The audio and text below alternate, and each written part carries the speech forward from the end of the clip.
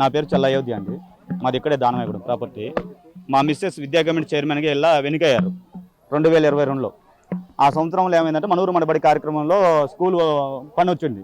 నేను చేయనన్నా, నాకు అంత స్తోమత లేదు, నేను విద్యా కమిటీ చైర్మన్, నేను కాంట్రాక్ట్ కాదు, నేను చేయనని చెప్పా.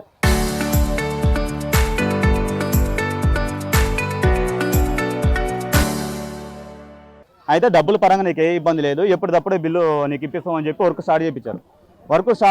వర్క్ కంప్లీట్ అయిపోయినా కానీ ఇప్పుడు 4 సంవత్సరాలు ఏం సార్, 4 సంవత్సరాలు 22 లక్షల రూపాయలు బిల్లు ఉంచారు నాకు ఫస్ట్ స్టార్ట్ చేయకముందు. 22 లక్షలలో మనకి 10 లక్షల రూపాయలు బిల్లు వచ్చింది. మన కందాల ఉపేంద్రరెడ్డి గారు మన టీఆర్ఎస్ ప్రభుత్వం హయాంలో ఉన్నప్పుడే కందాల ఉపేంద్రరెడ్డి గారు ఓపెనింగ్ చేశారు. ఇక అప్పటి నుంచి ఈ 4 సంవత్సరాల నుంచి మాకు బిల్లు రావట్లేదు సార్. మేము తెచ్చింది బయట ఇంట్రెస్ట్ తెచ్చారు, 3 రూపీస్ ఇంట్రెస్ట్ తెచ్చారు. నాకు 3 అమ్మాయిలు, నీ హ్యాండిక్యాపర్, నా మిస్సెస్ విద్యా కమిటీ చైర్మన్ చేసుకుంటే చేశారు. నేను పనికి పోవటమే నాకు వెళ్ళడం కష్టం. నాకు ఎటువంటి ఆధారం లేదు, ఎట్నుంచి ఏం వచ్చేది లేదు, ఎవరు నాకు ఇచ్చేది లేదు. నాకు 4 పిల్లలు, 3 అమ్మాయిలు, 1 అబ్బాయి నా పిల్లలు.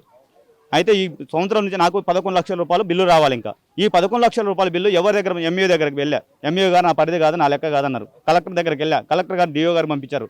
డిఓ గారి దగ్గరికి వెళ్ళా, డిఓ గారు మళ్ళీ మున్సిపల్ ఆఫీస్ పంపించారు. ఏఈ గారి దగ్గరికి వెళ్ళా, ఏఈ గారు నా పరిధి కాదన్నారు. డిఈ గారి దగ్గర వాళ్ళు అన్నారు. ఈఈ గారి దగ్గరికి వెళ్ళా, ఎవరు మా పరిధి కాదంటారు. ఆ నుంచి మళ్ళీ హెచ్ఎం గారికి వచ్చా. హెచ్ఎం గారికి వస్తే నా స్కూల్ దగ్గరకు రావద్దు, మీరు నా స్కూల్లో పనిచేశారేమో కానీ నాకు సంబంధం లేని వరకు నా దగ్గరకు రావద్దని చెప్పి వాళ్ళు కూడా నన్ను ఇబ్బంది పెట్టారు. ఈ 4 సంవత్సరాల నుంచి ఎవరి దగ్గర పోవాలని నాకు ఇబ్బంది అవుతుంది. నాకు ఫ్యామిలీ గడవడమే కష్టమైపోతుంది. నేను చూస్తే హ్యాండిక్యాప్, నాకు 4 పిల్లలు, ఇంట్లో వెళ్ళడమే కష్టమైపోతుందని చెప్పి ఈ స్కూల్కి తాళాలు వేయడం జరిగింది. ఎంపీపీఎస్ దానవాయిగూడెంలో ఆ కాంట్రాక్టరు మనూరు మనబడి కాంట్రాక్టర్ గారు వచ్చి స్కూల్కి తాళాలు వేసి ధర్నా చేయడం జరిగింది. అందులో భాగంగా వాళ్ళ పిల్లలు అందరూ కూర్చొని మీరు మాకు సమస్య పరిష్కారం చేయకపోతే మాకు 6 లక్షల రూపాయలు రావాలి, మేము కట్టాము, 4 ఏళ్ల నుంచి ఆఫీసుల చుట్టూ తిరుగుతున్నాము, మీరు మాకు గనుక సమస్య పరిష్కారం చేయకపోతే కిరోసిన్ బాటిల్ పట్టుకొని మేము చచ్చిపోతామని చెప్పి బెదిరిస్తే హెడ్ మాస్టర్ గారు 100కు ఫోన్ చేసి, అప్పటికే పోలీస్ కానిస్టేబుల్ గారు ఉన్నారు, నేను అలాగే కాంప్లెక్స్ హెడ్ మాస్టర్ అయినటువంటి ఉషా మేడం ఉన్నారు, అట్లాగే హెడ్ మాస్టర్ భద్రు గారు, అందరం బయటే ఉన్నాం, పిల్లలందరూ కూడా బయటే ఉన్నారు. వెంటనే మన అర్బన్ పోలీస్ స్టేషన్ ఎస్ఐ గారు అయినటువంటి శ్రవణ్ కుమార్ గారు వాళ్ళ టీంతో వచ్చారు. వచ్చిన తర్వాత వారందరినీ సముదాయించడం జరిగింది. ఆ తర్వాత సమస్య ఏంటి కనుక్కొని డిఓ ఆఫీస్ వారికి కూడా ఫోన్ చేయడం జరిగింది. అలాగే మున్సిపల్ ఆఫీస్లో ఉన్నటువంటి డిఈ గారికి కూడా ఫోన్ చేయడం జరిగింది. దానికి సంబంధించిన పరిష్కారం దిశగా ఆలోచించడం జరిగింది. అందువల్ల ఆయన వెంటనే తాళం తీసి పిల్లలందరినీ లోపలికి పంపించడం జరిగింది. ఫస్ట్ రిక్వెస్ట్ చేశాను, మీరు తాళం తీయండి, లోపల మాట్లాడుకుందాము, మీకు ఏదన్నా కూడా డిఓ గారికి నేను రిప్రజెంట్ చేస్తాను. అయినా కూడా అయోధ్య గారు వినలేదు. ఎస్ఐ గారు వచ్చాక మాట్లాడిన తర్వాత ఆయన కన్విన్స్ అయ్యి, అందరూ చెప్పిన దానికి కన్విన్స్ అయ్యి పిల్లలందరినీ లోపలికి గేట్ తాళం తీసి లోపలికి పంపించడం జరిగింది.